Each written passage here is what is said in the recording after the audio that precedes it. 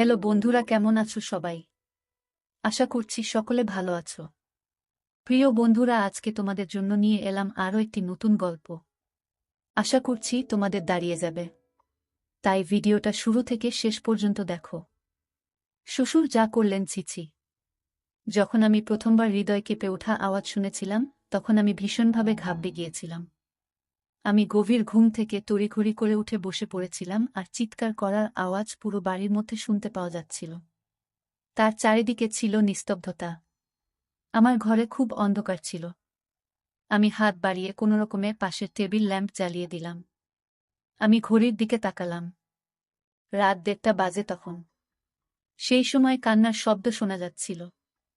আমি অবাক হয়েছিলাম যে আমার পাশে শুয়ে থাকা আমার স্বামী রতন তখনও গভীর ঘুমে মগ্ন ছিল। এত কোলাহলে সে ঘুমিয়েছিল কি করে? গতকালই তো আমি রতনের বোধহয় এই বাড়িতে এসেছি। রতনকে আমি খুব ধুমধাম করে বিয়ে করেছি।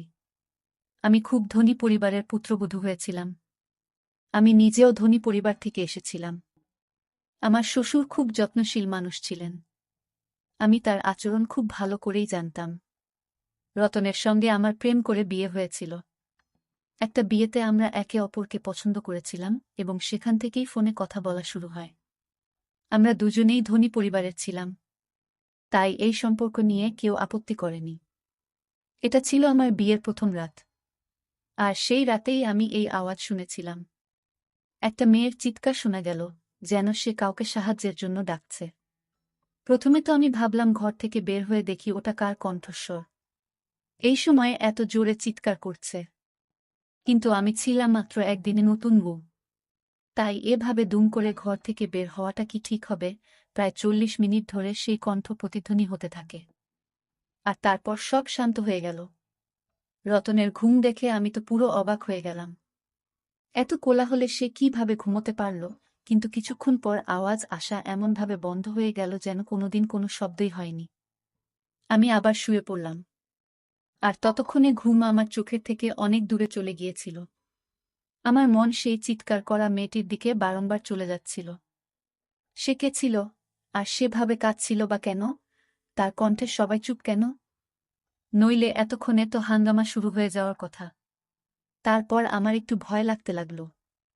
কারণ যেখানে এই প্রাসাদটি তৈরি হয়েছিল সেখানে চারপাশে শুধু বন ছিল। গ্রাম তো ছিল 4 থেকে 4.5 মাইল দূরে।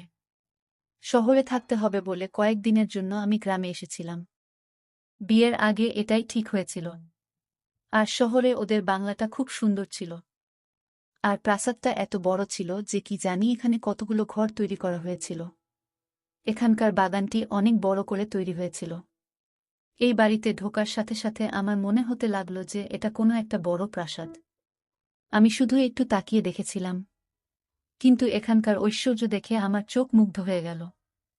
আমার ঘর ফুল এবং মোমবাতি দিয়ে সজ্জিত ছিল। আমি নিজেকে নিয়ে যত বেশি গর্বিত ছিলাম ততই যেন কম ছিল।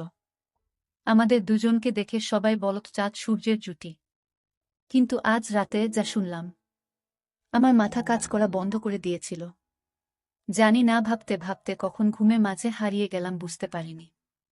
সকালে রতন সুন্দর হাসি মুখে আমাকে ম্যাডাম বলে জাগিয়ে তুলল। বলতে লাগলো, উঠুন, আপনি শান্তিতে ঘুমাতে পারেন। আমি যখন ধীরে ধীরে চোখ খুললাম দেখলাম সে ইতিমধ্যে উঠে গেছে। রতন বিছানা থেকে উঠে জামাকাপড় বের করেছিল। আমাকে বলা শুরু করল যে তোমার কাপড় ড্রেসিং রুমে আছে, সেখানেই তোমাকে পড়তে হবে। এই কথা বলে সে ওয়াশরুমে চলে গেল। আমি আরাম করে উঠে বসে পড়লাম।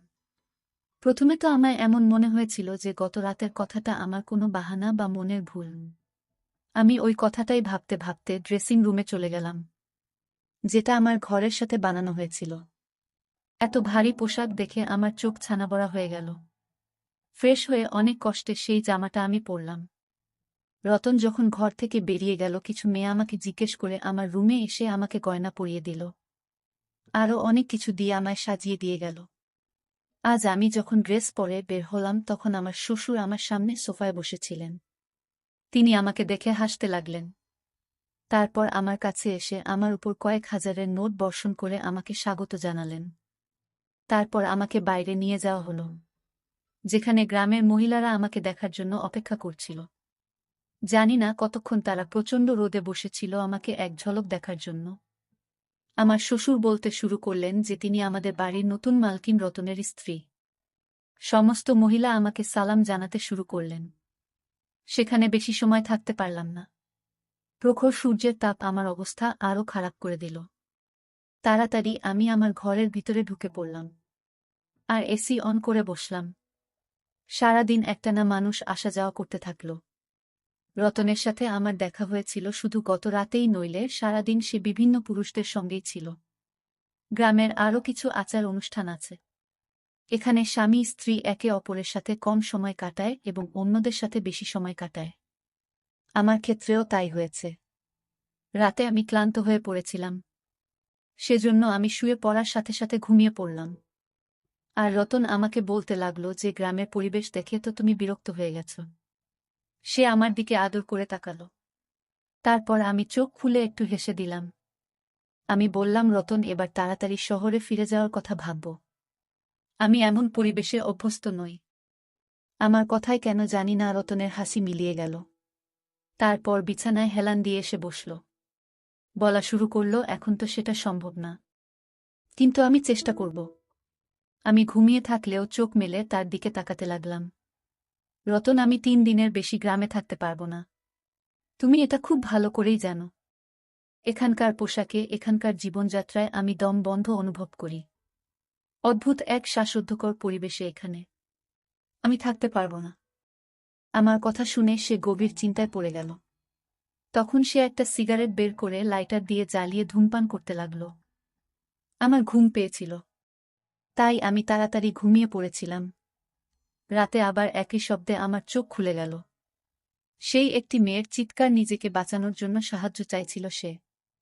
আমি সঙ্গে সঙ্গে উঠলাম এবং রতনকেও জাগিয়ে দিলাম। ঘুমের মধ্যেও আমাকে দেখতে লাগল। আমি বললাম, রতন, কেউ চিৎকার করছে। আমার কথায় সে লুকিয়ে চোখ ফিরালো আর বলতে লাগল কিরকম কণ্ঠ, আমি তো এখানে কোনো শব্দ শুনতে পাচ্ছি না। ওর এই কথা শুনে আমি তো অবাক হয়ে গেলাম। এটা কিভাবে সম্ভব হলো? আমি তো মেয়েটির কান্নার শব্দ দিব্যি শুনতে পেলাম, কিন্তু রতন তা শুনতে পাচ্ছে না। আমি অবাক হয়ে রতনের দিকে তাকালাম। আমি বললাম, তুমি একটা মেয়ের গলা শুনতে পাচ্ছ না? সে বলতে লাগল, না, আমি তো কোনো শব্দ শুনতে পাচ্ছি না। আমি ঘুমোচ্ছি, আমাকে আর বিরক্ত করবে না। এই বলে সে আবার ঘুমিয়ে পড়ল। আর ভয়ে আমার অবস্থা খারাপ হয়ে গিয়েছিল। এই কণ্ঠস্বর কি শুধু আমি শুনছিলাম? তার মানে তাহলে কি ওটা কোনো ভূত? ভাবতে ভাবতে আমি ভয়ে কাঁপতে লাগলাম। ভয়ে আমি রতনকে জড়িয়ে ধরে শুয়ে পড়লাম। আমার হৃৎপিণ্ড জোরে জোরে স্পন্দিত হচ্ছিল। এখন এই প্রাসাদে একদিনও আমার থাকতে ইচ্ছে করছিল না। আমি তো ভূতকে খুব ভয় করতাম। পরদিন সকালে আমি রতনের সঙ্গে শহরে যাওয়ার কথা বলতে শুরু করি। আমি বললাম, আমি শহরে ফিরে যেতে চাই। আমার ভয় লাগছে এখানে। আমি এখানে 2 দিন ধরেই চিৎকারের শব্দ শুনতে পাচ্ছি, যেন সাহায্যের জন্য কোনো মেয়ে ডাকছে। আমি এখানে থাকতে পারব না আর। ভয়ে মনে হচ্ছিল এখনই আমি কেঁদে ফেলব। রতন আমার মুখ মনোযোগ দিয়ে দেখছিল। সে থেকে থেকেই নিজের নজর লুকাচ্ছিল আমার থেকে। সে আমাকে বলা শুরু করল, বছরের পর বছর ধরে প্রাসাদটি এভাবেই ভুতুড়ে হয়ে রয়েছে। কেউ কেউ এমন শব্দ শুনতে পায়, যেমন তুমি শুনতে পাচ্ছ, কিন্তু সেই ভুতুড়ে শব্দ বা ছায়াগুলো কখনো আমাদের ক্ষতি করেনি। নইলে আমার বৌদিরা কি এখানে থাকতে পারত? রতনের কোনো কথাতেই আমি শান্তি পাচ্ছিলাম না। আর আমি শুধু শহরে যাওয়ার অপেক্ষায় ছিলাম। সকালে জলখাবার খাওয়ার সময় আমার শ্বশুর রতনকে জিজ্ঞেস করলেন, তুমি কখন শহরে যাচ্ছ? একথা শুনে রতনের চায়ের কাপ হাতেই থেকে গেল। কিন্তু আমি মনে মনে খুশি হলাম যে কেউ আমাদের গ্রাম থেকে শহরে পাঠানোর কথা ভেবেছে। রতন বলল, বাবা, যা তোমার হুকুম। রতন কষ্ট করে এক কথা বলেছিল। বাবাকে সে খুব ভয় পেত। শ্বশুর বলতে লাগলেন, আজ সন্ধ্যার মধ্যে শহরে যাবার প্রস্তুতি নাও। সেখানে গিয়ে তুমি সেখানকার কাজ দেখো। আমি তো তখন পুরো আনন্দে আটখানা। তখন আমি তাড়াতাড়ি কাজ শেষ করলাম আর চেয়ারটা পিছনে ঠেলে উঠে দাঁড়িয়ে পড়লাম। শ্বশুর আমাকে তখন বলতে লাগলেন, বৌমা, তুমি আজ ঠিক মতো নাস্তা করনি কেন? আমি বললাম, আমাকে নিজের এবং রতনের জন্য প্যাক করতে হবে। সন্ধ্যার মধ্যে সে সব কাজ সারতে সময় লাগবে আমার কথা শুনে শ্বশুর রতনের দিকে তাকাতে লাগলেন আর বললেন, তুমি বউকে বলেনি যে সে এখন এখানেই থাকবে? এই ব্যাপারটা আমার হৃদয়ে আঘাত করেছিল এবং আমি অবাক হয়ে রতনের দিকে তাকিয়েছিলাম। রতন বলতে লাগল, আমি ভুলে গেছি বাবা। আমার শ্বশুর তখন আমাকে বলতে লাগলেন, তুমি এখন আমাদের ইজ্জত আর আমাদের বাড়ির মহিলারা প্রাসাদ থেকে বের হয় না। তুমি এখানেই থাকবে, শহরে শুধু রতন যাবে। আমি এটা শুনে হতবাক হয়ে গিয়েছিলাম, রতন এটা আগে বলেনি আমায়। সে আমাকে এটাই বলেছিল যে আমাকে কিছুদিন মাত্র গ্রামে থাকতে হবে। তারপর সে আমাকে তার সাথে শহরে নিয়ে যাবে। আমি রাগ করে উঠে ঘরে চলে গেলাম। আমাকে মিথ্যা বলা হয়েছিল। কিছুক্ষণ পর ঘরে এলো রতন। আমি কাঁদতে কাঁদতে বললাম, আমি ভুতুরে বাড়িতে থাকতে চাই না। তুমি আমাকে বলেছিলে যে আমরা শহরে থাকব। তুমি গিয়ে তোমার বাবাকে বলো। আমার কথা শুনে সে আমার পাশে বসে খুব আদর করে বলল, আমি এখনই তোমাকে শহরে নিয়ে যেতে পারব না। শুধু কয়েক মাস তুমি এখানে থাকো, এখানকার নারীদের মতো করেই। তারপর তোমায় আমি শহরে নিয়ে যাব। আমি বললাম, তোমাকে ছাড়া আমি এখানে থাকব না। রাতের সেই চিৎকার আমাকে প্রাণে মেরে ফেলবে। আমি খুবই আতঙ্কিত ছিলাম। সে আমাকে বলতে লাগল, ওই সব চিৎকারে একদম কান দেবে না। সে যেই হোক না কেন সে তোমার কোনো ক্ষতি করবে না। এটা আমি তোমাকে কথা দিতে পারি। তুমি শুধু রুমটা লক করে রাখবে আর রাতে একদম বাইরে বেরোবে না। রতনের কথা আমাকে অনেক ভয় পাইয়ে দিল। আমি বললাম, রাতেই ঘরে আমি একা ঘুমাতে পারব না। রতন কিছু একটা ভাবতে থাকল। তারপর বলা শুরু করল, ঠিক আছে, বাবাকে জিজ্ঞেস করে কাজের মেয়ে ব্যবস্থা করব যে তোমার সাথেই ঘরে ঘুমাবে। কিন্তু তুমি শুধুই চেষ্টা করো বাবা তোমার বিরুদ্ধে কোনো অভিযোগ যেন না করে। আমি তার এই কথায় মাথা নাড়ালাম। রতন সন্ধ্যায় শহরের উদ্দেশ্যে রওনা হয়েছিল আর আমি এখানে একাই রয়ে গেলাম। রাতে আমার ঘরে একজন কাজের মেয়ে আমার সাথে ঘুমাতে শুরু করল। সে তার বিছানা মাটিতে বিছিয়ে শুয়ে পড়ত। রাতে যখনই চিৎকারের আওয়াজ আসত আমার চোখ খুলে যেত। চিৎকারের আওয়াজ যখন আসত আমি বুঝতে পেরেছিলাম যে সে দাসী ওই আওয়াজ শুনতে পায়। কারণ আওয়াজ আসতেই ওই মেয়েটি ঘুম ভেঙে যেত আর সে এপাশ ওপাশ করতে থাকত। অনেকবার আমি দাসীকে চিৎকারের বিষয়ে জিজ্ঞাসা করেছি। তাকে সে ব্যাপারে জিজ্ঞাসা করলেই তার মুখ ফ্যাকাশে হয়ে যেত আর সে ভয় পেয়ে যেত। তারপর মাথা নাড়তে নাড়তে সে বলতে লাগল, এমন আওয়াজ আমি কখনো শুনিনি ম্যাডাম। আমি তার ভয় থেকে অনুমান করেছিলাম যে এই গল্পটা ঠিক অন্য কিছু। তাই আমি তাকে বলেছিলাম, আমি জানি তুমিও সেই কণ্ঠস্বর শুনতে পাচ্ছ। আমার কথা শুনে সে আমার সামনে হাত জোর করে বলতে লাগল, হাভেলিতে কাউকেই কথা বলবেন না, নইলে খুব খারাপ হবে। ওই দাসীর কথা শুনে আমি জানতে চাইলাম, অন্তত তোমার জানা উচিত এই পুরো ব্যাপারটা কি। রাতে ওইসব চিৎকার শুনে সিদ্ধান্ত নিলাম, সত্যিটা ঠিক কি তা এবার আমি খুঁজে বের করব। কারণ কোথাও আমি নিশ্চিত ছিলাম যে এটা ভূতের ব্যাপার নয়। রাতে চিৎকারের আওয়াজ শুনে তাই আমি উঠে দাঁড়ালাম এবং পা টিপে টিপে গিয়ে আস্তে আস্তে আমার ঘরের দরজা খুললাম। আমি উপরের তলা থেকে সেই কণ্ঠস্বর শুনতে পাচ্ছিলাম। আমি আস্তে আস্তে উপরে উঠলাম। এখন আমি সেই কণ্ঠস্বর আরও কাছ থেকে শুনতে পাচ্ছিলাম। সেই কণ্ঠস্বর অনুসরণ করে এগিয়ে গেলে সামনে ঘরটা দেখে আমি তো চমকে উঠলাম। কারণ ওটা তো ছিল আমার শ্বশুরের ঘর, যেখান থেকে মেয়েটির চিৎকারের শব্দ ভেসে আসছিল। তখন তো আমার মুখের রং উড়ে গেল। আমি নিচে ফিরে এলাম এবং আমার স্পন্দিত হৃৎপিণ্ডকে নিয়ন্ত্রণ করার জন্য আমার রুমে ঢুকে গেলাম। অর্থাৎ আমার শ্বশুরের ঘর থেকে সেই কণ্ঠস্বর শুনে আমি ভাবতেও পারিনি যে সে এমন হতে পারে। তার স্ত্রীও বেঁচে ছিলেন না, আবার বিয়েও করেনি তিনি। দুনিয়ার সামনে তো তিনি এত বড় ছিলেন। তাহলে ওই শব্দ? আমি নিজের সাথে কথা বলতে লাগলাম। তার প্রতি আমার অনেক শ্রদ্ধা ছিল। আমি তাকে এভাবে ভাবতেও পারিনি। আমার চোখ দিয়ে জল পড়তে লাগল। বিছানায় বসে আমি কাঁদতে লাগলাম। আমার শ্বশুর কি তাহলে মহিলাদের সাথে ঐসব করে? না না, এটা কিভাবে সম্ভব? গ্রামবাসী তাকে অনেক সম্মান করে। তাহলে এটা কি ছিল? এই যে রূপটা আজ নিজের চোখে আমি দেখলাম, সেটা কি আমার ভুল? সারা রাত আমি জেগেই কাটিয়ে দিলাম, কারণ আমি তাদের সম্পর্কে এমন ভাবতেও পারি না। সকালের নাস্তায় উনি সেভাবেই বসলেন, আমার চোখ দেখে চা খেতে খেতে বললেন, রতন আমার পুত্রবধূর সঙ্গে ফোনে কথা বলেনি। তাই আমার বোমা কাঁদতে কাঁদতে চোখ ফুলিয়ে ফেলেছে। আমি তার কথার কোনো উত্তর দিলাম না। তিনি শেখথা বলতে বলতে নিজেই হাসতে লাগলেন। তারপর বললেন, রতন সেখানে খুব ব্যস্ত, তাই হয়তো সে ফোন করতে পারেনি। আমি তার কথার কোনো উত্তর দিলাম না। আজ তো তার মুখটাও দেখতে ইচ্ছে করছিল না আমার। কি রকম দ্বৈত মুখে মানুষ সে! উনি দিনে একজন ভালো এবং সহৃদয় মানুষ সেজে থাকতেন এবং রাতে ভয়ানক এক রূপ। শুধু এটা চিন্তা করেই আমার শরীর কাঁপতে শুরু করে। আমি ভেবেছিলাম যে এবার আমি তার পর্দাফাঁস করেই ছাড়ব। কিন্তু আমি জানতাম না যে আমি নিজের জন্য কতটা সমস্যা তৈরি করতে চলেছি। রাতে আবার যখন দ্বিতীয়বার একই আওয়াজ শুনতে পেলাম, আমি তখন আবার ঠিক ওই ঘরের সামনে চলে গেলাম। আর ঘরের দরজার গর্ত দিয়ে দেখতে লাগলাম। সে একটি 17 বছর বয়সী মেয়ে ছিল। দেখে তো গ্রামের মেয়ে মনে হচ্ছিল। তার চোখে মুখে যন্ত্রণার ছাপ স্পষ্ট দেখা যাচ্ছিল। হাত জোট করে সে তার সম্মান ভিক্ষা করছিল। চিৎকার করছিল সে। কিন্তু আমার শ্বশুর নির্দয়ভাবে তার সম্মানহানি করে। এর বেশি আমি দেখতে পাচ্ছিলাম না। আমি পিছনে ফিরে চলে আসলাম।